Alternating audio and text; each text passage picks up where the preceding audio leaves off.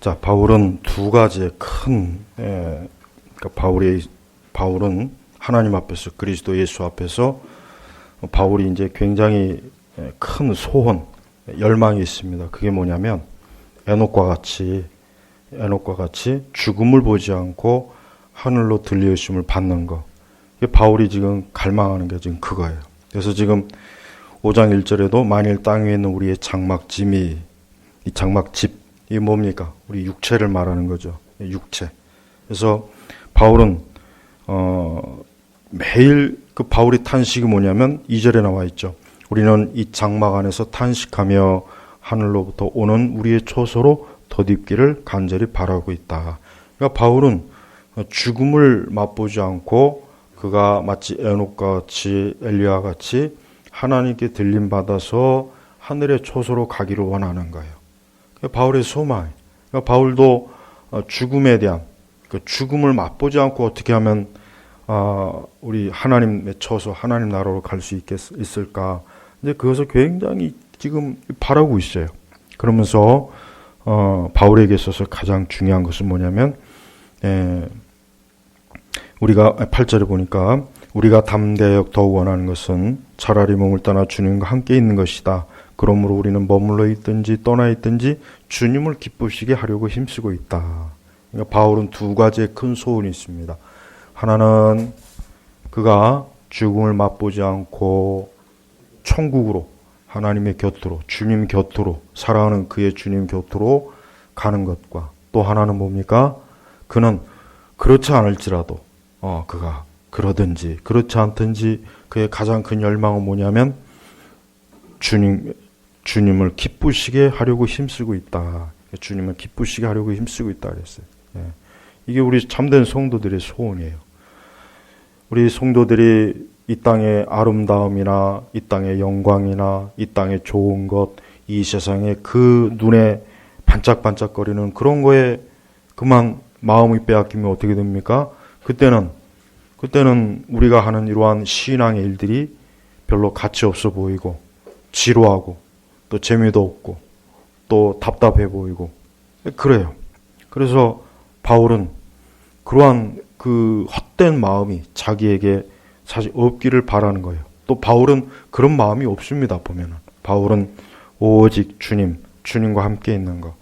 바울이 복음을 전하는 것과 교회를 세우는 것, 자기는 그 사명을 잘 알고 있어요. 잘 알고 있지만서도 바울은 그것보다 자기가 더 원하는 것이 있다면 이제라도 우리 주님께서 자기를 주님 곁으로 빨리 데려가셨으면 좋겠다. 죽음을 맛보지 않고 데려가셨으면 얼마나 좋을까. 그래서 그것을 어떻게 합니까? 탄식하며 이 장막 안에서 육체 안에서 어떻게요? 탄식. 자 보십시오. 여러분들은 무엇 때문에 탄식합니까? 여러분들의 탄식이 뭡니까? 우리의 탄식이 뭡니까? 우리가 단지 우리의 이 땅의 일에 대한 탄식, 나 자신의 어떤 어려움 때문에 오는 탄식, 근심 때문에 오는 탄식, 어떤 괴로움 때문에는 탄식. 우리는 그 정도만 사실 탄식하지 않습니까? 그러나 바울은 그게 아니었습니다. 바울만큼 어렵고 고되고 힘든 그러한 그 신앙의 삶을 산 사람이 성경에서 몇 사람이나 됩니까? 그러나 바울은 그런 것 때문에 탄식하지 않았어요. 바울의 탄식은 뭐예요? 이 장막 안에서 탄식하며 하늘로부터 오는 우리의 초소로 덧입기를 간절히 바라고 있다. 그러니까 바울의 탄식은 뭐냐면 매일매일 우리 주님께서 오셔서 나를 빨리 주님을 좀 직접 볼 수 있고 주님을 만날 수 있고 주님 있는 그 초소에 내가 갔으면 좋겠다. 이 마음이에요. 정말이에요. 바울은 그것 때문에 탄식한 거예요. 이러한 탄식이 있는 바울이 전염병이 무섭다고 해가지고 예배당 안 나오겠습니까? 제가 심하게 말을 안 해서 그렇지 이런 전염병이 돈다고 해서 예배를 안 드리는 것은 그거는 교회가 하나님 나라에 대한 소망이 없다는 거예요. 없다는 거예요. 없으니까 그런 거예요. 없으니까. 없으니까 그러지 있으면 그러겠습니까? 우리에게도 과연 이러한 탄식이 있습니까?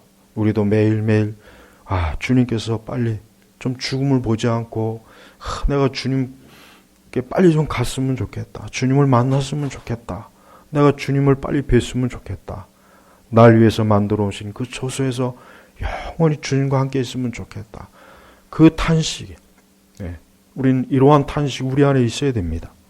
우리에게 이러한 탄식이 없다면 분명히 우리는 은혜가 없는 거예요. 우리 안에 하나님의 은혜가 없는 거예요. 하나님의 사랑도 없는 거예요.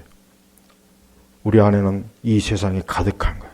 세상을 사랑하고 그 세상의 아름다움, 그 세상의 영광, 그 세상의 호화찬란한 게 그냥 마음이 다 뺏겨서 아예 하나님 생각도 안 하고 이 바울과 같은 이런 탄식 같은 것은 이건 아예 꿈에도 생각하지도 못하는 거예요. 이 말씀을 읽을 때 그들이 이 말씀이 무슨 뜻인지는 알지 모르겠습니다. 아마 모를 겁니다.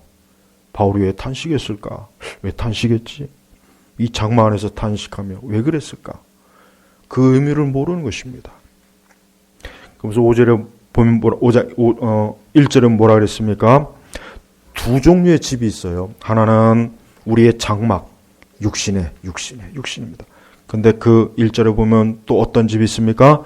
하늘에 있는 영원한 집. 하늘에 영원한 집. 여러분, 이 하늘에 있는 영원한 집이 그냥 가상 공간입니까? 아니면 없는 것을 그냥 바울이 멋있게 표현하려고 그런 걸까요? 실제로 있는 집이에요. 바울이 그러니까 지금 뭐예요? 자기가 죽음을 보지 않고 빨리 그 하늘의 집, 하늘에 있는 영원한 집. 제가 엊그제 이사를 하면서 이런 생각했어요. 이사하는 게 사실 힘들거든요. 그러면서 도대체 앞으로 얼마나 더 이 짓을 해야 되나 그 생각이 들어요. 얼마나 더 이 짓을 해야 되나, 얼마나 더 이사라는 걸 또 해야 되나 그 생각이 문득 들더라고요. 모르죠. 얼마나 더 할지는. 궁극적으로 우리의 집은 어디에 있습니까? 우리가 살고 있는 이 집은 영원하지 않아요. 여러분이 지금 살고 있는 집은 언젠간 떠나야 돼요. 죽어서 떠나던 아니면 또 다른 곳으로 이사를 하던, 혹 이사를 한다고 해도 거기 또 영원한 곳이 아니에요. 또한 궁극적으로 우리는 이 육체의 집에 갇혀 있어요. 우리가 여기 갇혀 있는 거예요. 그래서 바울은 뭡니까? 영원한 집에서 거기서 자유를 누리고 이젠 더 이상 죄와 악의 이 세상의 더러운 것, 위험한 것, 악한 것 이런 것에 이제는 더 이상 죄안받지 않고 진정한 평안과 안식을 누릴, 그거를 너무 지금 바울이 원하는 거예요. 바울 사도의 가장 간절한 마음은 이 고린도서 5장 1절부터 10절에 있습니다.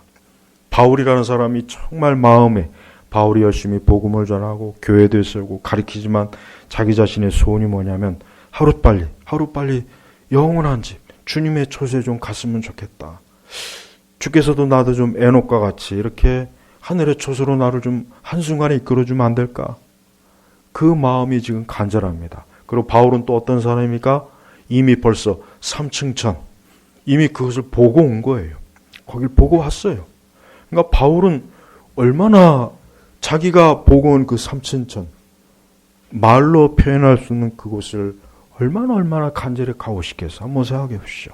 너무 가고 싶을 거예요. 그래서 지금 이러한 표현을 한 것입니다. 주께서는 우리를 위해서도 영원한 집을 마련해 놓고 계십니다. 우리 각자는 알아야 돼요. 주께서 나를 위해서 영원한 집을 마련해 놓고 계시다. 우리는 장차 그 영원한 집에서 영생을 누릴 거라는 것을 확신해야 됩니다.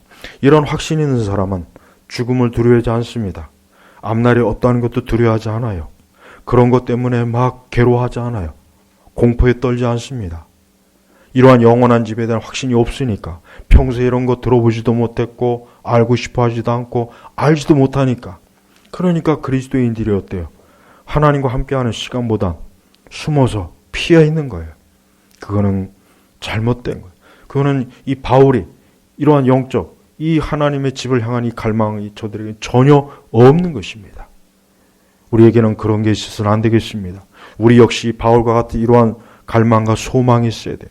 장막 안에서 탄식해야 돼요. 속히 내가 저 처소로 덧입기를 간절히 바란다. 무엇보다도 장막 안에 있는 동안 우리는 뭡니까? 4절에 보니까 장막에 있는 우리가 짐을 진 것까지 탄식하는 것은 버지르는 것이 아니라 오히려 더디부려는 것이고 죽을 것이 생명에 삼켜지게 하려는 것이다. 여기서 알 수 있는 건 뭐냐면 바울은 그냥 이 세상 살고 싶지 않아, 죽고 싶어, 이게 아니에요. 자기가 혹시라도 그런 오해를 할까 봐 나는 지금 뭐 세상 살기 싫어서 죽고 싶어서 그러는 게 아니다. 이 세상이 막 괴로워서 하루라도 빨리, 그게 아니라 영원한 생명을 갈망한 거예요. 영원한 생명을 누리면서 거기서 안식을, 그리고 무엇보다도 사랑하는 주 예수님과 함께하는 거, 그게 너무 갈망하니까, 그게 너무나 마음에 큰 소원이니까 그것 때문에 뭐예요? 영원한 집을 사모하는 거예요. 우리 성도들은 절대로 행여라도 난 빨리 이 땅에서 죽고 싶어, 살고 싶지 않아, 이 세상은 죄악이 너무 많아, 그건 신앙적인 생각이 아니에요. 그걸 신앙적인 생각으로 오해하는 분들이 꽤 많은데 아닙니다. 그건 세속적인 거예요. 그건 절망적인 생각이에요. 그건 불의한 생각입니다. 그건 소망 없는 자들이 가지고 있는 생각이에요. 우리는 그런 생각은 하면 안 돼요. 우리가 이 땅에서 우리에게 주어진 일들을 다 감당하고 주께서 내게 허락하신 모든 시간들을 잘 감당하고 그러면서 한편으로 내가 이 머물러 있든지 떠나 있든지 나는 주님을 기쁘시게 할 거다. 주님을 기쁘시게 한다면 머물러 있어도 좋고 떠나도 좋고예요. 네. 가장 큰 목표가 뭐예요? 주님을 기쁘시게 힘써요. 그냥이 아니라 뭡니까? 힘쓰고 있다. 우리 성도들이 꼭 알아야 될 게 있습니다. 우리는 주님을 기쁘시게 하려고 힘을 써야 돼요. 힘을 쓰는 게 힘이요. 수동적인 게 아니에요. 그냥 할 수 없이 신앙생활하는 게 아니에요. 그냥 마지못해 질질 끌려다니는 게 아니에요. 어떻게 하면 주님을 기쁘시게 할까? 아주 힘을 써요. 마치 씨름 선수가 상대방을 이기기 위해서 온 힘을 기우는, 운동선수가 1등을 하기 위해서 온 힘을 기우는, 지금 힘쓰다는 표현의 의미가 바로 그겁니다. 우리도 그래야 돼. 주님을 기쁘시게 어떻게 하면 저 사람을, 우리는 그러잖아요. 어떤 누군가를 좋아하면은 저 사람 어떻게 기쁘게 할까, 그런 생각해요. 어떻게 하면 저 사람을 기쁘게 해줄까. 똑같아요. 우리가 주님을 사랑하면 주님을 기쁘시게 하고자 하는 마음이 자꾸 생겨요. 어떻게 하면 주님을 기쁘시게 할까? 어떻게 하면 주님을 기쁘시게 하지? 주님을 기쁘시게 하고자 하는 마음이 들려면은 주님을 알아야 됩니다. 주님을 모르면 주님을 기쁘시게 하고자 하는 마음이 생길 수가 없어요. 생길 수가 없는 거예요. 알지 못하는 대상을 어떻게 기쁘게 하려고 합니까? 알지도 못하는데 어떻게 그를 기쁘게 하려고 애를 쓰겠어요? 생각해 보세요. 그럴 수가 없죠. 그렇죠? 그래요. 바울은 그만큼 주님을 많이 알고 있는 거예요. 우리도 이 땅에 살면서 주님을 기쁘시게 해야 돼요. 매사 모든 일에 내가 이 일을 통해서, 이러한 결정을 통해서, 이러한 일을 통해서 주님을 기쁘시게 할 수 있겠는가? 아니면 주님을, 성령을 근심케 하겠는가? 한번 생각을 해야 됩니다. 우리는 그러한 기준으로 살아야 됩니다. 그 기준이 최고의 기준이에요. 이 세상은 세상을 기쁘게 하는 그 목적으로서 세상을 기쁘게 하는 것. 세상을 기쁘게 하는 것. 그러니까 제가 오전에도 그랬죠. 우리는 뭐든지 결정을 할 때 이 세상이 기뻐하는 건 절대 하면 안 돼요. 세상이 기뻐하는 건 어떤 작은 일이든 큰 일이든 피해야 됩니다. 고의적으로 거부해야 돼요. 그거는 하나님 기쁘게 하는 게 아니기 때문에 나는 못하겠습니다. 나는 안 하겠습니다. 난 그렇게 못하겠습니다. 그렇게 단호하게 얘기해야 돼요. 여러분들이 앞으로 살아가면서 그것이 개인적인 일이든 어떤 일이든 간에 이거는 주님이 기뻐할 일이 아니라 그러면은 그냥 돌아서십시오. 눈치 보지 마세요. 사람 눈치 보지도 마시고 이건 내게 손해인데 그런 눈치도 보면 안 돼요. 자꾸 그런 거에 굴복하는 거예요. 직장에서도 믿지 않는 동료들이 술을 먹고 육신의 정욕 같은 그러한 것들을 하자고 할 때 돌아서야지. 직장 상사의 눈치를 보거나 동료들의 눈치를 보면서 마지못해 그래서는 안 됩니다. 주님이 싫어하면 이건 아니야. 돌아서는 거예요. 아무리 우리에게 있어서 주님을 기쁘시게 하는 것은 최고예요. 내 가족들이 요구해도 아니에요. 내 혈육이 원한다고 해도 주님이 기뻐하지 않으면 노예요. 아닙니다. 아니어야 돼요. 그 정도로 주님을 사랑해야지. 인정에 끌리고 뭐에 끌리면은 언제 주님을 기쁘시게 하겠어요? 도대체 주님은 어디다 뒀다가 주님을 뭐 하라고 하는 겁니까? 그러면 안 되겠죠. 그러니까 주님을 기쁘시게 해야 돼요. 이거는 간단한 문제가 아니에요. 어려운 문제입니다. 이건 어려운 문제, 힘든 문제.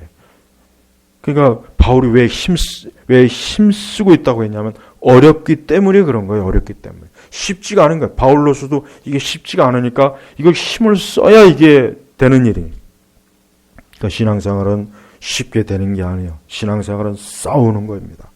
전쟁을 하는 것이에요. 내가 이기냐 지느냐 사냐 죽느냐의 차이지 이 차원입니다. 그냥 놀면서 하면 안 돼. 그래서 놀면서 슬렁슬렁 재미로 이래도 좋고 저래도 좋고 그게 아닙니다. 주님을 기쁘시게 하는 일에 우리의 전심전력을 다해야 되는 거예요. 그러면서 가장 중요한 건 뭐냐면 10절에 같이 읽겠습니다.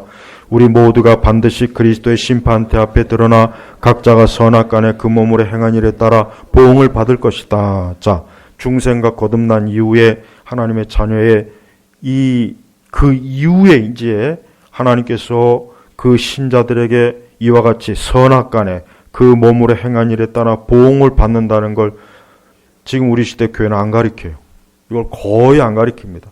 마치 예수님 믿으면 끝이야. 됐어. 이젠 천국에 가면 되는 거야. 그렇지 않습니다. 오늘 이 10절의 말씀을 누구에게 한 말씀입니까? 이게 불신자입니까? 불신자니까 선악간에 그 몸으로 행한 일에 따라 보응을 받을 것이다. 아니죠. 그 앞에 뭐라 했습니까? 우리 모두가. 여기서 뭐예요? 우리 모두. 바울 자신을 포함해서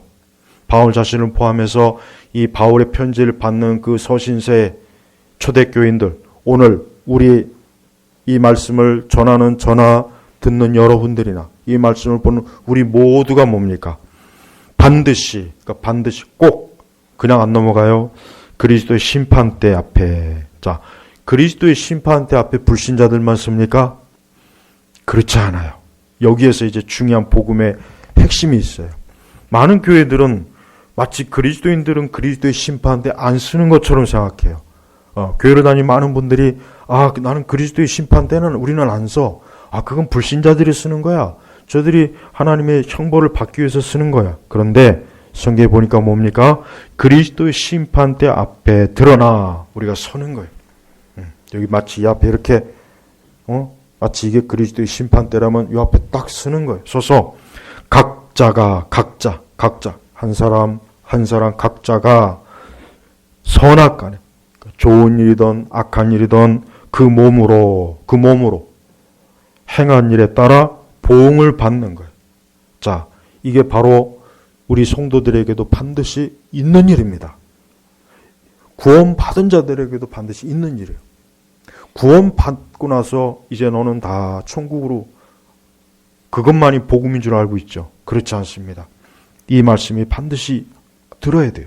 그래서 교회를 다니고 거듭나고 중생해도 그들이 하나님 앞에서 내가 이 다음에 그리스도의 심판대에 섰을 때 분명히 말씀이 보니까 각자가 선악간에 그 몸으로 행한 일에 따라 보응을 받는다고 했으니까 내가 이 다음에 주님의 심판대 앞에 설 때를 엄중히 생각해야 되겠구나. 엄중히 생각해야지. 그러지 않고 나는 이제 자유한 자이니까 나는 이제 자유했어. 난 괜찮아. 난 뭐 이제 무슨 죄를 저질러도 상관없어. 괜찮아.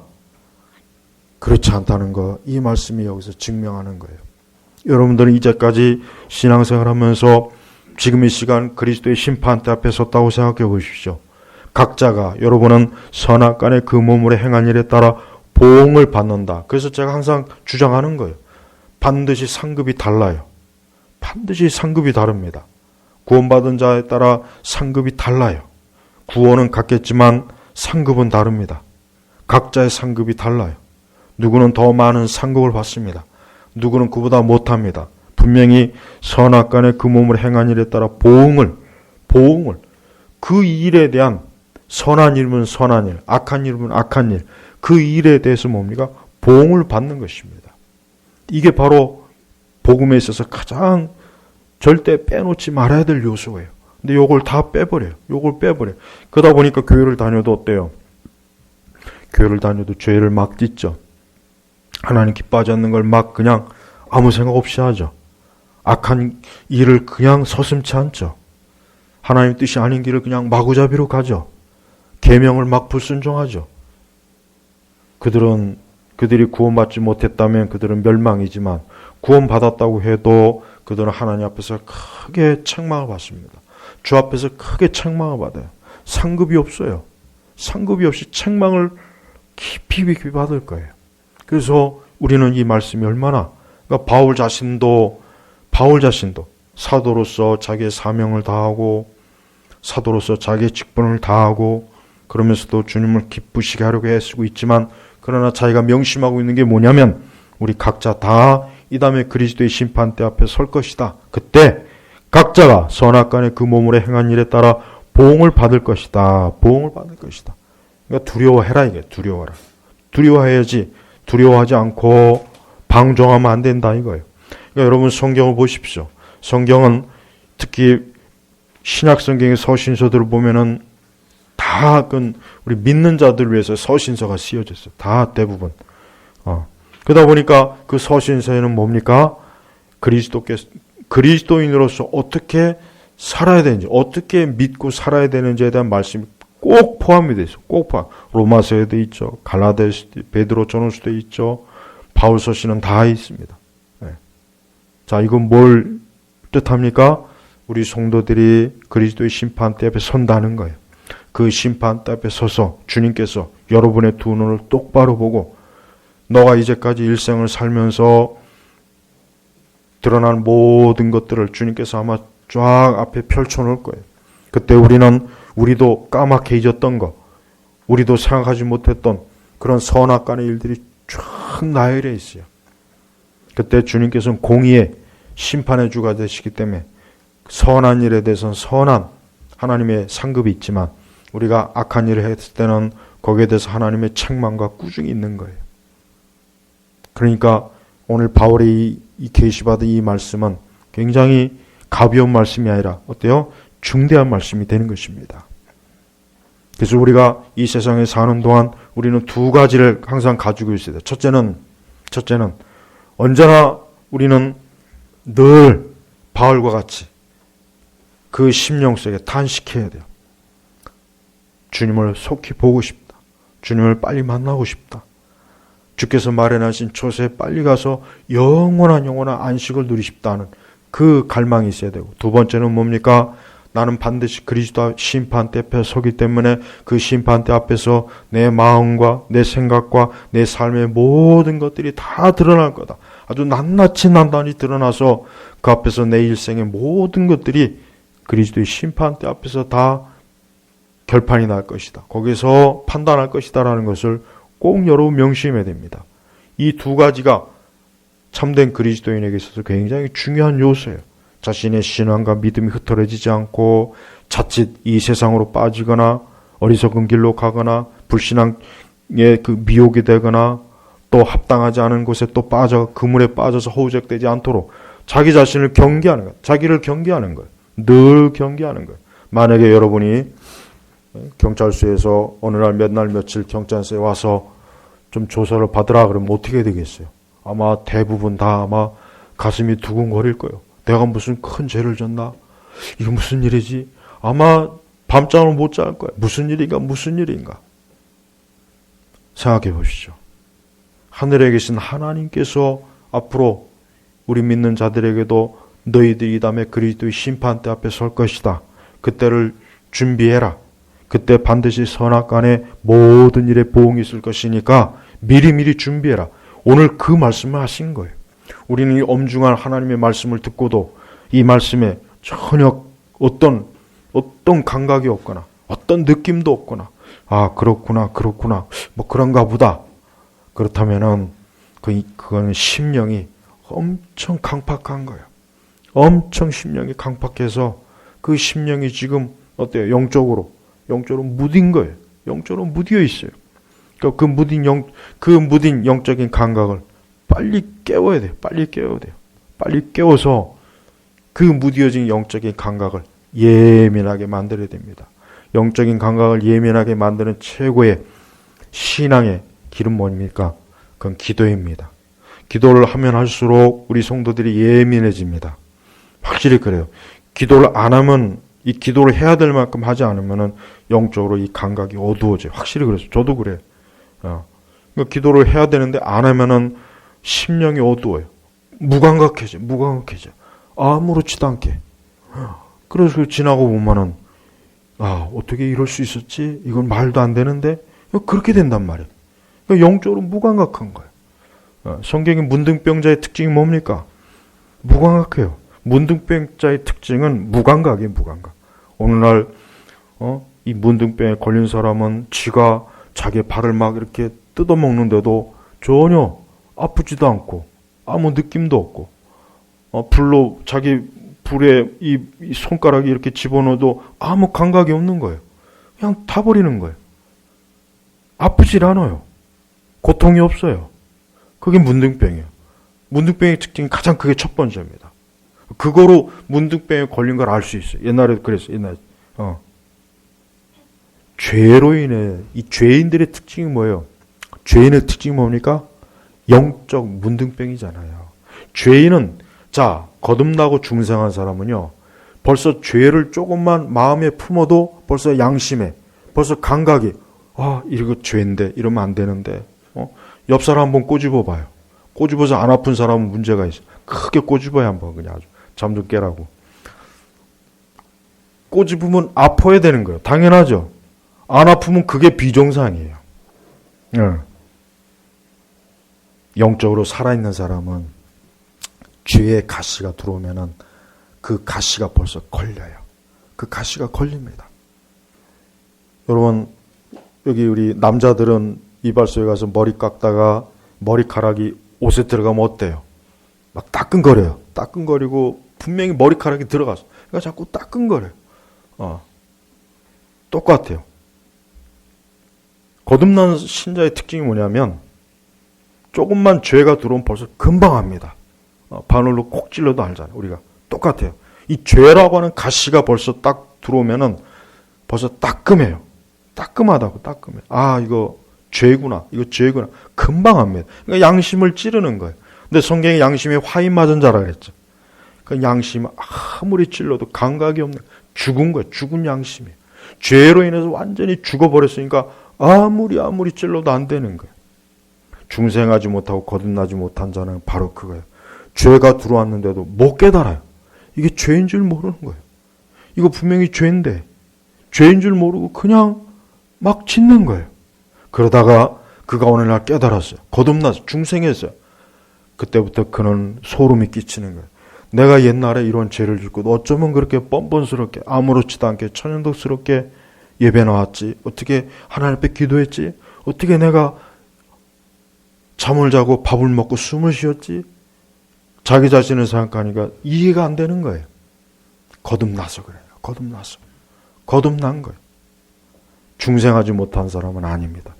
물론 약간의 양심의 각성은 있어요. 근데 그 양심의 각성하고 중생하고는 틀려요. 중생한 자는 정말 그 죄라고 하는 게 금방 그 속에 들어오기 시작하면은 벌써 대분해합니다. 금방 죄에 따끔해요. 그러니까 아파요. 그러니까 그런 사람이 계속 죄를 질 수 있겠습니까? 못 집니다. 아프니까 뭐죠? 자기가 아프니까.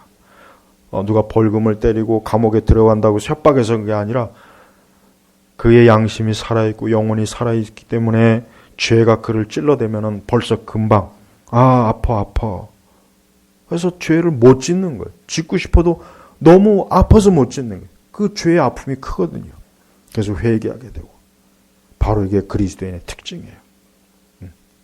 그리스도의 심판대를 제대로 인식하려면은 거듭나고 중생하지 않으면은 이 그리스도의 심판대가 뭔지 모릅니다.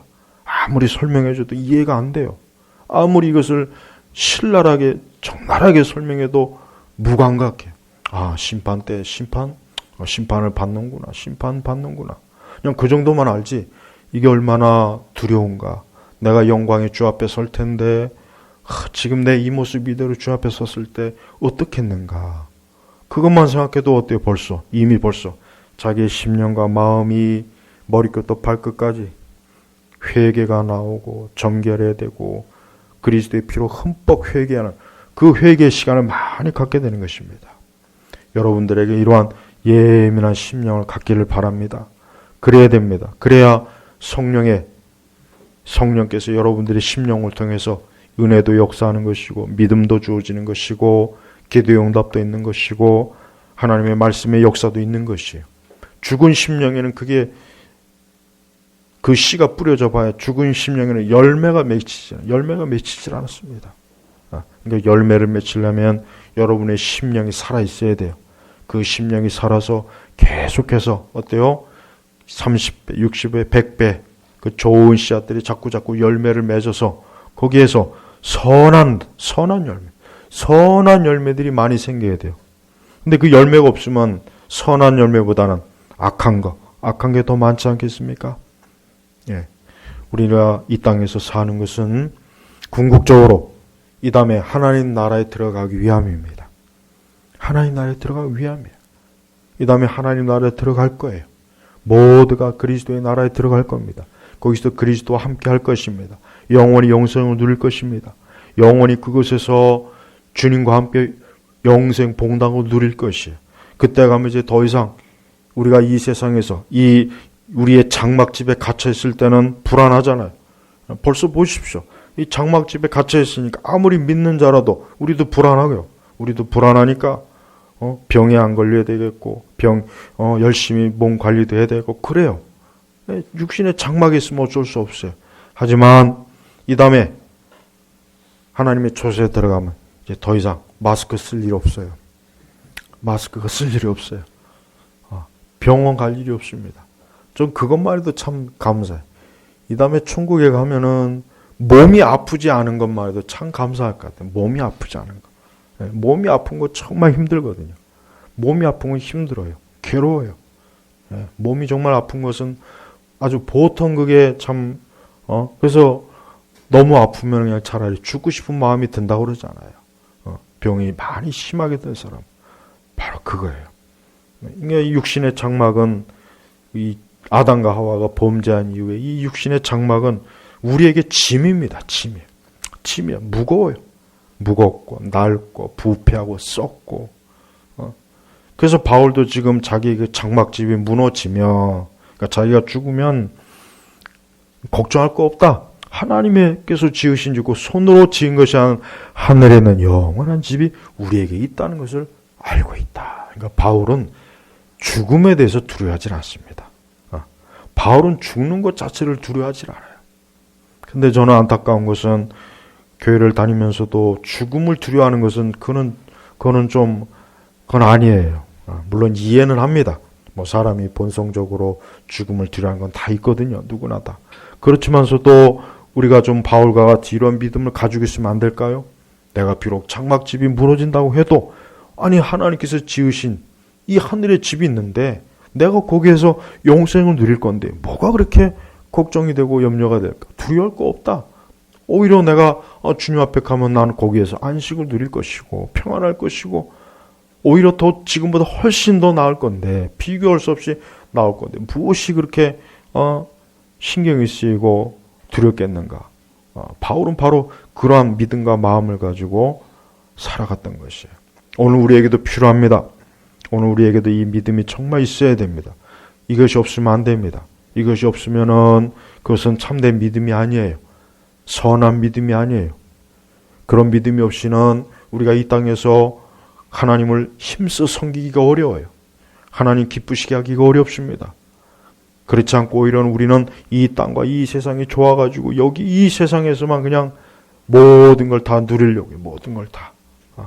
제발 좀 하늘에 하나님의 영원한 집에다 더 많은 거기에다 시선을 거기다 두십시오. 이 땅에다 두지 마십시오. 영원한 집, 일시적인 집이 아니에요. 그래서 잠시 20년, 30년만 있다 사는 집이 아닙니다. 영원한 집이에요. 이 집은 썩지 않습니다. 여기는 곰팡이가 안 들어요. 여기는 누구도 손을 못 댑니다. 이 집은 안전합니다. 이 영원한 집은 하나님께서 만드셨기 때문에 여기는 참된 안식이 있고 평안이 있고 모든 좋은 게 다 있습니다. 한번 생각해 보십시오. 여러분들이 가장 좋게 생각하는 것보다 비교할 수 없을 만큼 좋은 것이 이 영원한 집에 다 있습니다. 우리가 그곳을 장착하여 우리는 거기에 갈 거예요. 우리는 거기에서 영원히 뿌리를 내릴 거예요. 이러한 소망을 가진 자가 다른 거에 흔들리겠습니까? 두려워하지 마십시오. 세상은 벌써 이미 오래전부터 이 세상은 병이 들었어요. 병이 들었어요. 아담과 하와가 타락한 이후에 에덴 동산에 쫓기고 난 다음에 세상은 어떻습니까? 병이 들었어요. 병. 죽음의 병이 들었어요. 사방 천지가 어때요? 곪고 썩고 무너지고 그냥 이게 말이 아니에요. 꼴이 말이 아니에요. 우리가 그 가운데 있습니다. 우리가 사람이 그 가운데 인생을 사는 거예요. 그러니 사람의 삶이 얼마나 힘들고 괴롭겠어요. 그지만 하나님께서는 자기 백성들, 자기 자녀들은 그러한 세상에서 멸망하도록 놔두지 않고 그들을 건져내어서 영원한 집, 영원한 처소로 거기서 안전하게 그쪽으로 이주를 시키는 거예요. 그래서 구원받은 것은 뭡니까? 죽음에서 생명으로 이주한 거예요. 이주한 거예요. 요즘 부자들은 지금 이러한 땅에 있는 것보단 안전한 곳으로 이주를 한다. 안전한 곳. 안전한 곳에. 여기가 좀 이제 잠잠할 때까지 어디 해외 조용한 곳에서 있으려고 한다고 하더라고요. 그들은 돈이 많으니까 그럴 수 있어. 돈이 많으니까 일 안 하고도 몇 달 몇 년씩 아주 어디 좋은 곳에서 그냥 조용하게 그러나 대부분의 사람들은 그렇게 못하죠. 근데 하나님께서 영적으로 우리를 이 죽음과 슬픔과 사망의 땅에서 천국으로 우리를 이주를 시켜요. 이주를. 한번 생각해 보시오. 얼마나 좋습니까? 거기에 이주하지 못한 자들은 다 이 절망의 땅에서 다 죽습니다. 다 죽어요. 그 선지서에 보면 이 땅을 죽음과 절망의 땅이라는 표현도 나옵니다. 이 세상, 죽음과 절망의 땅.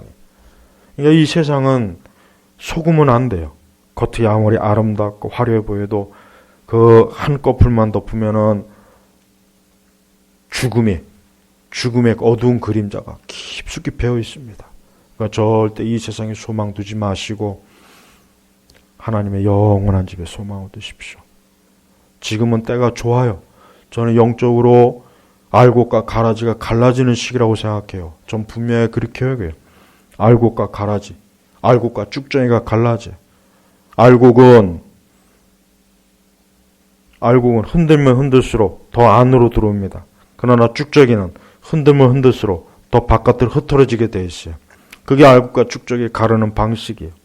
하나님께서는 이 땅에 고난과 어려움과 환난과 고통을 줘서 알곡을 모으는 거예요. 그러나 쭉정이들은 날아가게 되어 있습니다. 쭉정이는 날아가요. 쭉정이는 지가 알아서 날아갑니다. 여러분들은 이러한 때 자신이 알곡인지 쭉정인지를 스스로가 한번 잘 분별할 수 있어요. 얼마나 좋은 시기입니까? 저는 오히려 영적으로 좋은 시기예요. 물론 육적으로는 안 좋아요. 근데 영적으로는 좋아요. 영적으로는 오히려 우리 믿는 사람들이 기도하게 되고 자기의 영혼을 더 생각하게 되고 심지어 자기 죽음도 생각하게 되고 내가 죽어서 이 다음에 천국 갈까? 내가 주님 앞에 갈까? 내 생명이 끊어질 때 내가 어떻게 할까? 이런 것도 생각할 수 있고 사람들이 두려워하고 이 세상이 어지러워지는 모습을 보면서 이 세상이 이렇구나. 이 세상이 전에는 아무렇지도 않게 잘 돌아갔는데 이런 어려움이 있으니까 이 세상이 한순간에 이렇게 어지럽구나. 별거 아니구나. 세상에 뭐 그렇게 대단한 줄 알았더니 별거 아니구나. 이 세상의 실체에 대해서 알게 되고 얼마나 좋습니까? 영적으로 너무 좋은 거예요. 그러니까 이 좋은 기회를 놓치지 마십시오. 이 좋은 기회를 놓치면은 우리 영혼에 하나님께서 유익한 것을 주시려고 했던 것을 얻지 못하게 될 수도 있으니까 오히려 내 영혼을 위해서 이 시기를 잘 이용하십시오. 이 어려운 시기를 이용하십시오. 어려운 때를 믿음으로 소망과 인내함으로 사십시오. 무엇보다도 영생을 바라보십시오. 영원한 생명을 바라보십시오. 그동안 여기에 대해서 깊이 생각하지 않았다면 이제라도 그래 내가 영원한 집에서 영원한 영생을 누릴 거라는 것을 이때 좀 깊이 묵상해보자. 깊이 좀 살펴보자. 내가 그동안 이러한 일에 대해 그렇게 무심했고 그냥 하나님 믿는 것으로 만족했는데 이제 좀 더 깊이 생각해 보자. 내 주변에서 죽어가는 사람을 보고 절망하는 사람들을 보고 이 세상의 이 한계를 보면서 우리 자신에 대해서 더 깊이 생각할 수 있는 좋은 시간입니다. 절대 이러한 때가 왔다고 해서 이 세상 사람들처럼 믿음 없는 사람들처럼 그렇게 하지 마시고 여러분의 영혼을 위해서 가장 좋은 시간으로 좋은 시기로 삼는다면 분명히 이 시기가 지나고 난 다음에 믿음의 큰 열매를 얻을 수 있고 여러분 믿음도 인내와 소망도 크게 자랄 수 있을 거예요. 저는 우리 제나바교회 모든 성도들이 일반적인 이 시대 기독교인들의 그런 믿음이 아닌 성경적인 믿음을 갖길 원해요. 성경적인 신앙으로 하나님을 섬기고 그리스도를 믿기를 원합니다. 그렇지 않으면 안 됩니다. 그렇지 않으면 구원 자체가 없어요. 그리스도의 심판대에 서봐야 너는 멸망이다. 너는 형벌이다. 그 선고밖에는 못 받습니다.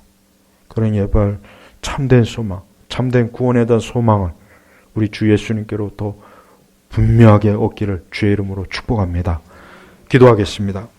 하나님 아버지 감사합니다. 오늘 이 시간에도 우리 주 하나님께서 이러한 때를 통해서 우리 자신의 영혼을 생각하고 하늘의 영원한 집을 생각하게 하시고 또 이러한 때를 통해서 우리 자신의 영적인 것들을 돌아볼 수 있는 좋은 시간과 계기가 될 수 있도록 우리 모든 교우들이 지혜로운 하나님의 백성들 자녀들이 되게 하옵소서. 예수님의 이름으로 기도 올렸습니다. 아멘.